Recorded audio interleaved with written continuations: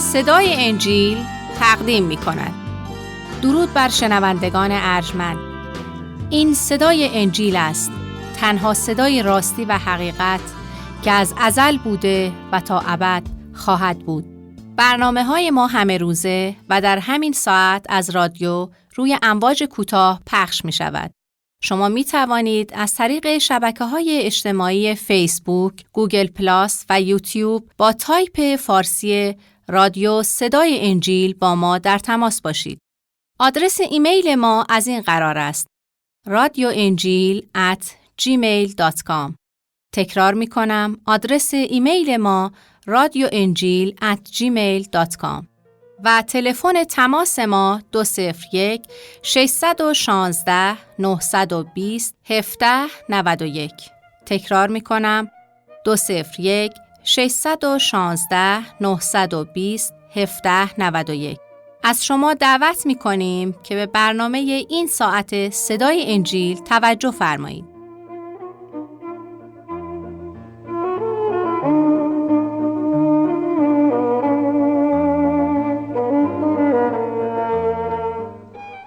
جانا بهانه کم کن و حق را اختیار کن، حق را ببین و دل بر او استوار کن. بر حق مزن تو پا، چشمت بر او مبند، انصاف ده و آتش دل آشکار کن.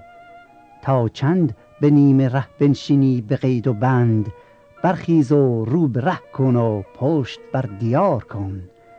در این دلت هزار آتش عصیان نهفته است، از این بترس و از گناهت انزجار کن. جانا حقیقت حق غیر از عیسی کجاست، قلبت را به او سپار و رهت پایدار کن. جانا حقیقت حق غیر از عیسی کجاست، قلبت به او سپار و رهت پایدار کن.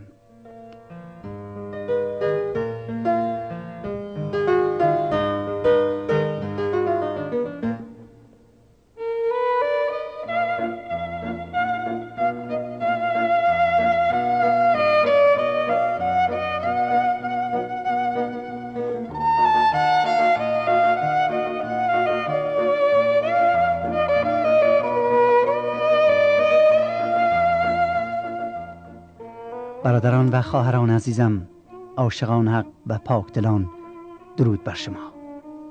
امیدوارم که در هر کجا که هستید در شادی و سلامتی کامل عمر خود را به سر آورده و در ایمان به خداوند محبت و نجات دهنده بشریت عیسی مسیح که زندگیش بهترین الگو و نمونه برای همه حق جویان است استوار و پابرجا باشید و روز به روز محبت و پاکی او در زندگی شما بیشتر آشکار گردد.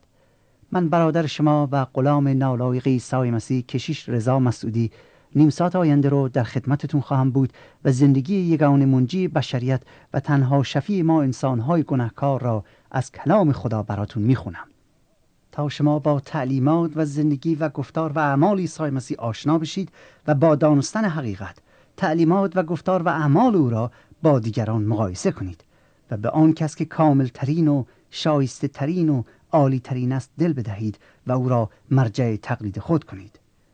در ادامه مطالعه زندگی عیسی مسیح که جلال بر نامش باد به فصل 9 از انجیل مقدس متی روی می آوریم و از آیه 18 با دقت به آیات نظری می افکنیم.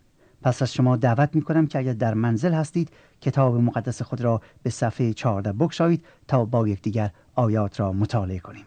احیانا اگر شما از شنوندگان و حقجویان عزیزی هستید که کلام خدا را به زبان فارسی در اختیار ندارید منتها مایل به دریافت آن می باشید، ما ازتون دعوت می کنیم که حتما با ما تماس بگیرید تا براتون ارسال بداریم.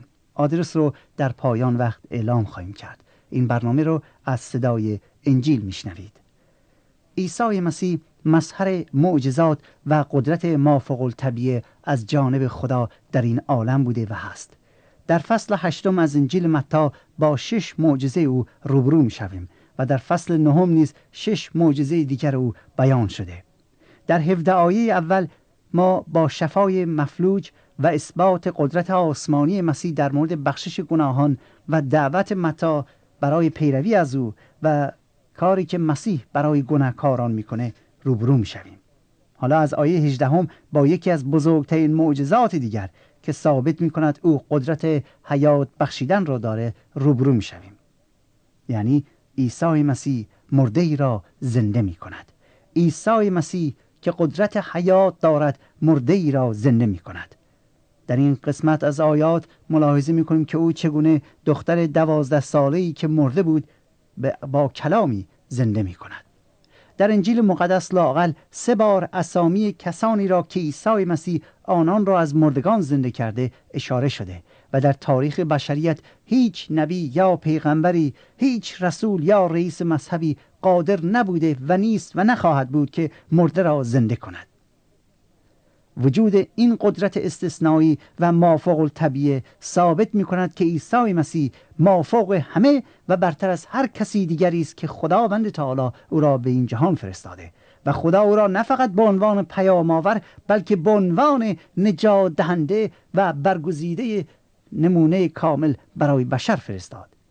او با عیسی بود و عیسی با خدا، زیرا جز خدا هیچ کس قادر نیست مردگان را زنده کند.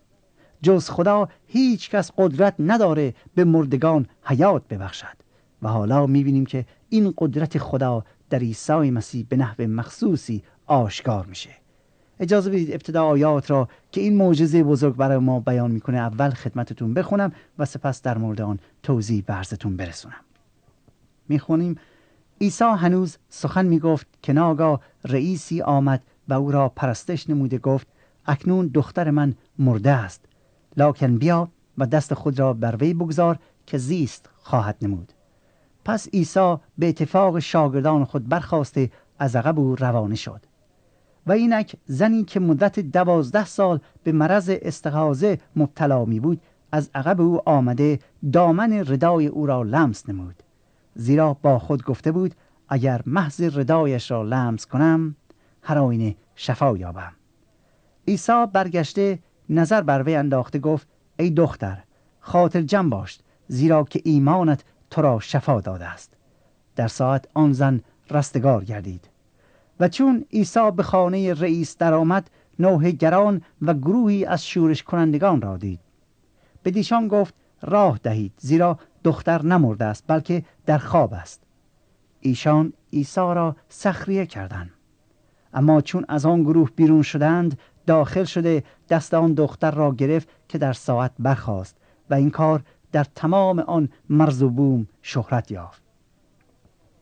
ای عزیزان، متی حواری واقع زنده شدن دختر 12 ساله‌ای توسط عیسی مسیح به طور بسیار مختصری برای ما بیان کرده، ولی حضرت لوقا به طور مفصل نه فقط همین موضوع رو بازگو میکنه بلکه اطلاعات بسیار دقیقی را نیز به ما میدهد تا جای هیچ شک و تردیدی در مورد به وقوع پیوستن این معجزه عظیم نباشد.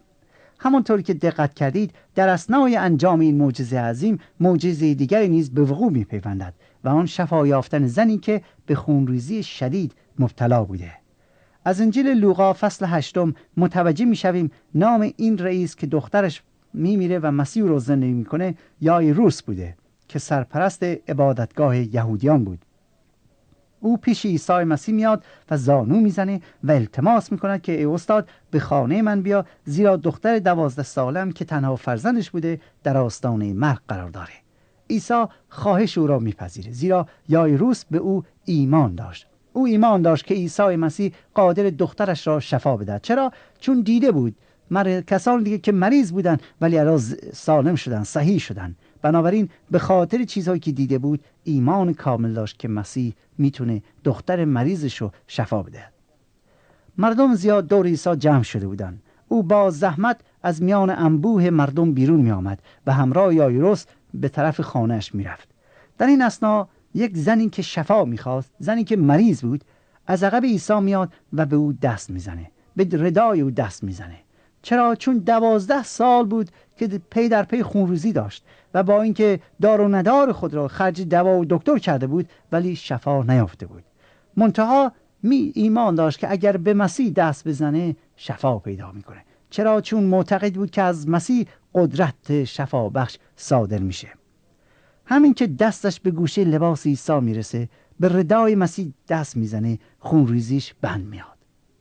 عیسی برمیگرده و رو به جماعت زیادی که دورش بودن برمیگرده میگه که چه کسی به من دست زد؟ همه جا خوردن. پتروس گفت ای استاد، میبینین که همه به شما فشار میآورن. به عبارت دیگه همه دارن به تو دست میزنن، همه اینقدر هول میدن، همه به بدن تو دست میخوره. ولی عیسی به پتروس میگه یک نفر عمدن به من دست زد، با ایمان به من دست زد، چون حس کردم نیروی شفا بخشی از من بیرون رفت. آن زن که پی برده بود عیسی همه چیز رو میدونه با ترس و لرز میاد و در حضور او زانو میزنه و دلیل لمس کردن خود را بیان میکنه و اینکه چگونه حالا خوب شده است. عیسی به او میگوید ای دخترم، ایمانت باعث شفایت شده است. ایمانت باعث شفایت شده است. بلند شو و با خیال راحت برو. عیسی هنوز با آن زن داشت صحبت میکرد که یک نفر از خانه یایروس میاد و به او خبر میده که ای یایروس، دخترت مرد، پس دیگر به استاد زحمت نده چون فایده‌ای نداره. وقتی عیسی این را میشنوه به یایروس میگوید نترس، نترس، فقط به من ایمان و اعتماد داشته باش، دخترت خوب میشه. سرانجام عیسی به خانه یایروس میرسه. دور و بر خانه اونجا مردم زیادی جمع شده بودن و به خاطر مرگ تنها دختر آن گریه و زاری میکردن.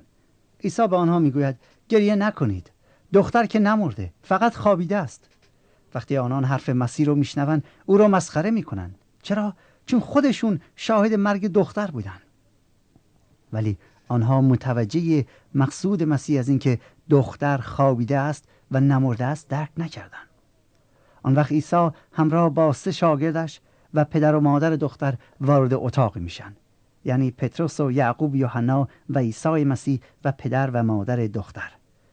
و عیسی دست دختر را میگیره و میگوید دخترم بلند شو. در یک چشم به هم زدن به وسیله گفتار عیسی مسیح دختر مرده را زنده میکند. دختر زنده میشه و فوری از جایش بلند میشه و عیسی مسیح میفرماید به او غذا بدهید تا بخورد. پدر و مادر از خوشحالی نمیدانستند که چه بکنن. دختر مردهشون زنده شده بود. این معجزه سبب شد که شهرت عیسی در تمامی مرزبون آن نواحی بپیچد. حالا اولین سوالی که هر حقجو باید از خودش بپرسه اینه که چه کسی قدرت داره که مردگان را زنده کند؟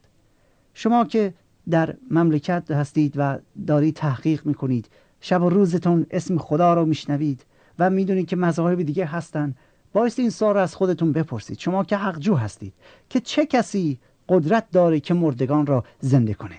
آیا جز خدا کسی دیگری هست که توانایی عطا کردن زندگی به بشر را داره یا نه؟ بدون شک همه ادیانی که به توحید معتقدند در این راه هم عقیده‌اند که حیات و زندگی از خداست و هیچ کس جز او قدرت بخشیدن حیات و زنده کردن مردگان را ندارد. همچنین در تورات پیشگویی شده که مسیح موعود عطا کننده زندگی می باشد و البته بایستی قبول کرد که دیگر مذاهب وحدانیت اعتراف به این حقیقت کردن که عیسی مسیح صاحب آن قدرت خدایی بود که هیچ کس دیگری آن را نداشت، زیرا او قادر بود مردگان را زنده کند. او میتونست با مسیحا نفسی مرده ها را زنده کند و این دوستان نشان برتری و حقیقی بودن دعوی او می باشد. عیسی مسیح در اینجا عملا ثابت می کند که قدرت دارد حیات ببخشد.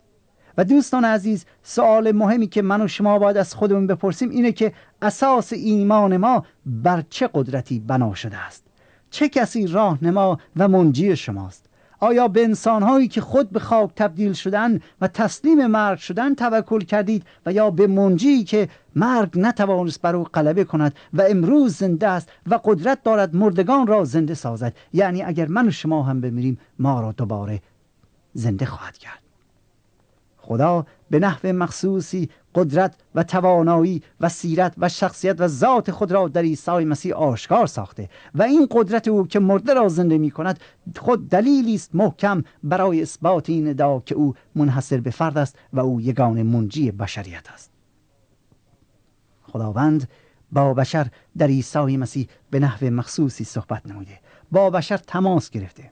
حالا سوال اینه که آیا شما از آن بهره مند هستید یا نه؟ از فیض خدا که در عیسی مسیح به ما عطا شده بهره میگیرید و یا محرومید؟ دعایم این است که اگر تا به حال خود را تسلیم او نکردید و از او پیروی ننمودید، در این ساعت قدم اول را بردارید و تصمیم بگیرید از او پیروی کنید و شاگرد او بشوید، تا نه فقط خطایا و گناهان شما از شما زدوده شود، بلکه صاحب حیات و زندگی تازه بشوید. و برای این شفای روح تنها کاری که باید بکنید دوستان عزیز اینه که ایمان بیاورید. ایمان به آنچه که عیسی مسیح انجام داده.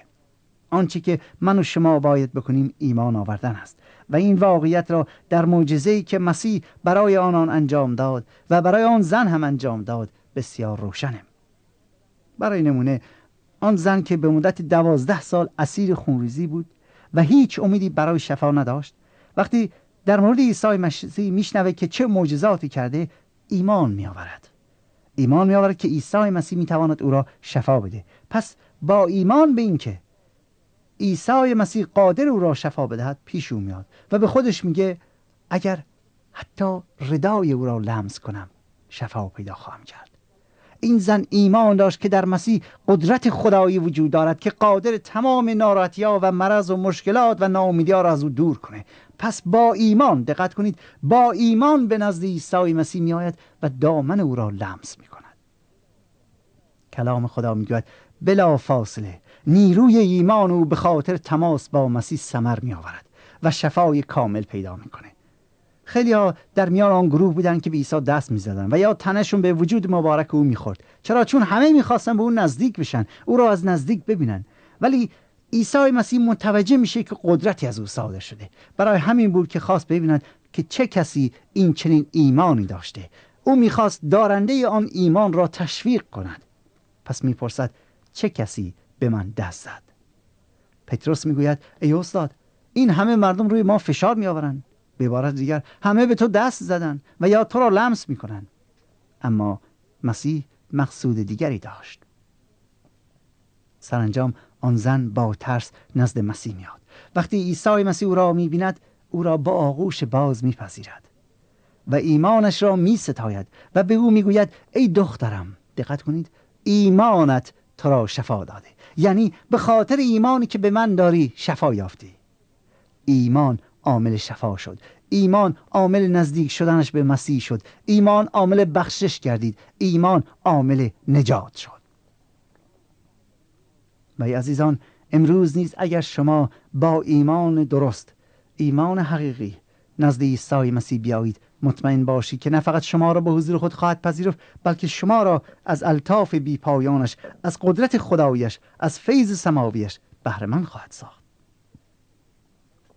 پس ای همه خستگان و ای همه دردمندان، ای همه کسانی که دل مریضی دارید و در مرداب شرارت و گناه نسبت به خالقتان اسیر شده اید، ای همه کسانی که اسیر جسم هستید و در بند خودخواهی گناهید، ای همه کسانی که تشنه آب حیات هستید، ای گم شدگان راه عدالت و ای جویندگان راه راستی، بیایید و بچشید، بیایید به حضور یگان منجی زنده، یعنی یگان صاحب قدرت خدایی، یگان راه راستی، یگان مظهر خدای تعالی، یگان کلمت الله و مکاشفه خدا. بیایید نزد مسیح، بیایید نزد او که زنده است و محبت است. با تمام گناهانتون، با تمام خطایاتون، با تمام شرارتاتون، با تمام کوتاهی‌هاتون، با تمام بدیهایی که مرتکب شده اید، با تمام بارهای غم و اندوهتون، بیایید نزد او که محبت است. بیایید نزد منجی، بیایید نزد طبیب طبیبان، بیایید نزد نور عالم، بیایید نزد هادی، بیایید نزد راهنما، بیایید نزد نور عالم، بیایید، زیرا در او صفا و راستی و پاکی و شفا است. در او حقیقت است. در او نور خدا آشکار است. در او جمال خدا بر بشر آشکار شده. در او ذات اقدس خدای تعالی مکاشفه شده است. او حقیقت و مهربان است. او فروتن و نیکو است. او رحیم و مهربان است. او دلسوز است. او بخشنده است. به سوی او روی بیاورید. او زنده است. او شما را با آغوش باز میپذیرد و شفا میبخشد. مطابق کلام خدا او شبان نیکویی است که جان خود را در راه شما نهاده است. شما که گوسفندان گمراه محسوب میشوید، بیایید همانند من به سوی شبان نیکو قدم بردارید و زندگیتون رو به دست او بسپارید تا او شما را از نو زنده کند، تا از نو به شما حیات ببخشد. با ایمان به نزدش بیایید. چرا؟ چون اعمال ما در نظر خداوند هیچ ارزش نداره. کتاب مقدس میگه نیکویی هایی که ما کردیم، چیزهایی که مذهب ما گفته خوبه و سعی کردیم اونها رو انجام بدیم، اگر اون فقط پاداش باشه و یا به حساب کارمزد نجاتون باشه، بدون که نجات رو تحصیل نکردیم. میگوید و در هیچ کس غیر از او نجات نیست، زیرا اسم دیگری خداوند به ما عطا نکرده تا بدان نجات بیابیم. بعد میفرماید زیرا محض فیض نجات یافته اید به وسیله ایمان. محض فیض نجات یافته اید به وسیله ایمان، و این از شما نیست بلکه بخشش خداست و نه از اعمال. دقت کنید، نجات از اعمال نیست. چرا؟ تا هیچ کس نزد خدا فخر نکند. من و شما دوستان عزیز، هر چقدر پاک و مقدس باشیم، هر چقدر اعمال نیکو انجام بدیم، در نزد خدا فخری نداریم. آنچه که فخر ما بود عیسی مسیحه. چرا؟ چون توسط فیض او، توسط کار او، توسط کفاری که او برای ما کرده است، ما نجات یافتیم.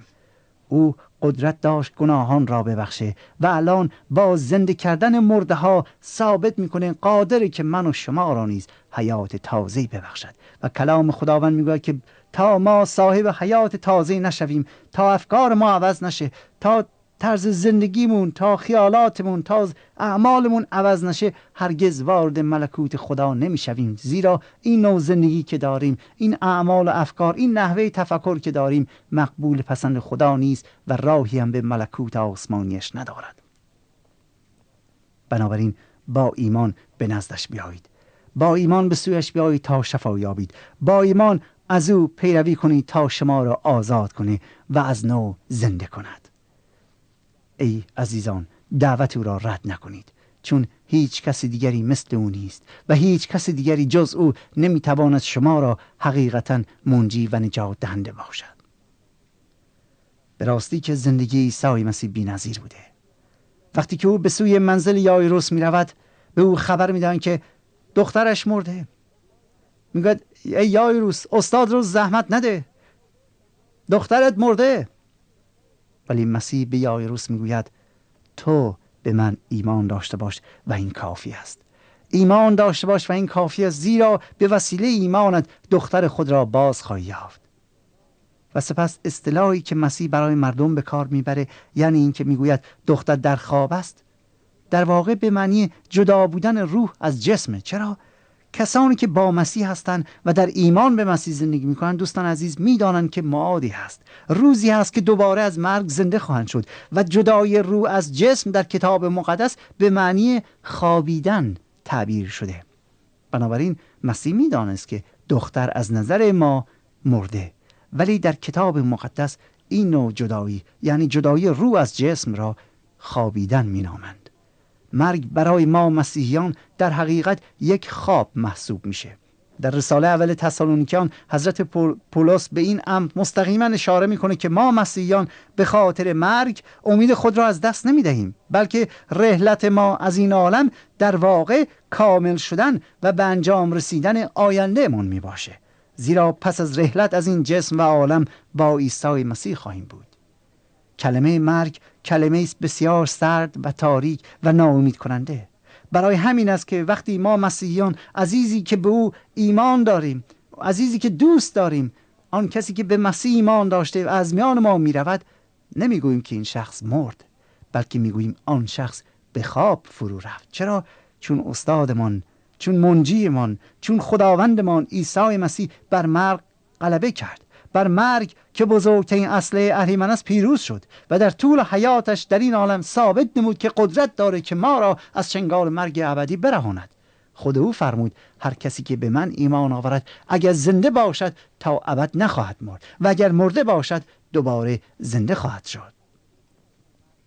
کلمه مرگ در عالم مسیحیت برای جدایی از خدا به کار برده می شود، یعنی کسانی که روحاً ارتباط معنوی را با خدا از دست داده‌اند، اینها مرده‌اند.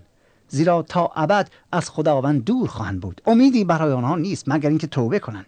اما کسانی که ایمان به مسیح دارند و از او پیروی میکنند، وقتی روح از قالب این جسم پرواز میکند، مرده محسوب نمیشوند، بلکه برای مدتی، یعنی تا ظهور ثانوی مسیح، به خواب فرو میروند. بعد از آن زنده میشوند و تا ابد در حضور خدا خواهند بود.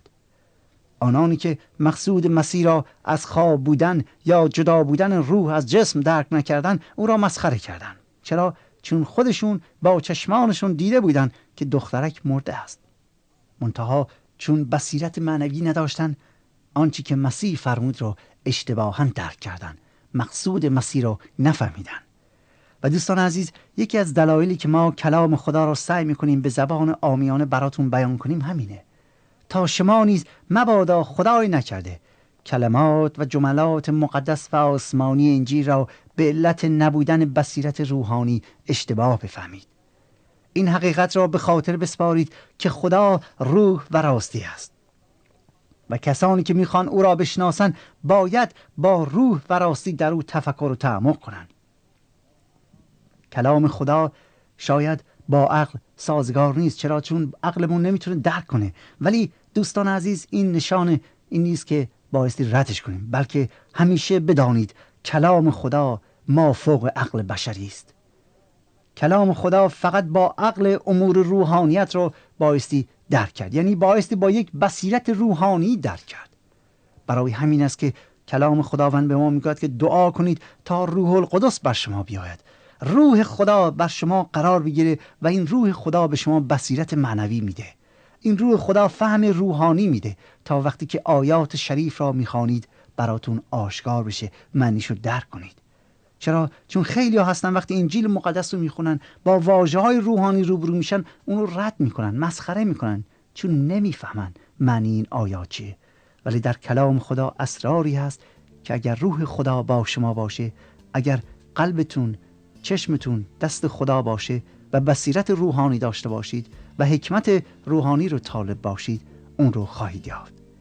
خدا کند که شما این تمنا را از خدای تعالی بکنید که به شما حکمت معنوی بده، بصیرت روحانی بده تا بتوانید جملات آسمانی رو درک کنید، حقیقت را بیابید و به جای مسخره کردن تسلیم مسیح باشید و با ایمان به او زندگیتون رو به سر بیاورید.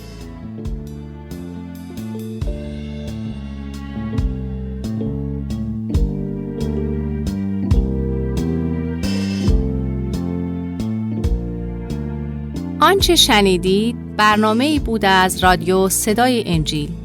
خوشحال می‌شویم که با ما مکاتبه کنید و از نشریات و ادبیات ما استفاده نمایید و از طریق شبکه‌های اجتماعی فیسبوک، گوگل پلاس و یوتیوب با تایپ فارسی رادیو صدای انجیل همراه ما باشید. همچنین از طریق تلفن و ایمیل نیز می‌توانید با ما تماس بگیرید. آدرس ایمیل ما از این قرار است: radioinjil@gmail.com. تکرار می کنم، ایمیل ما radioinjil@gmail.com و تلفن ما 201-616-920-1791. تکرار می کنم، 201-616-920-1791. تا برنامه دیگر و روز دیگر، خدای یکتا و مسیح زنده با شما باشد. ماراناتا، یعنی خداوند به زودی برمیگردد. آمین.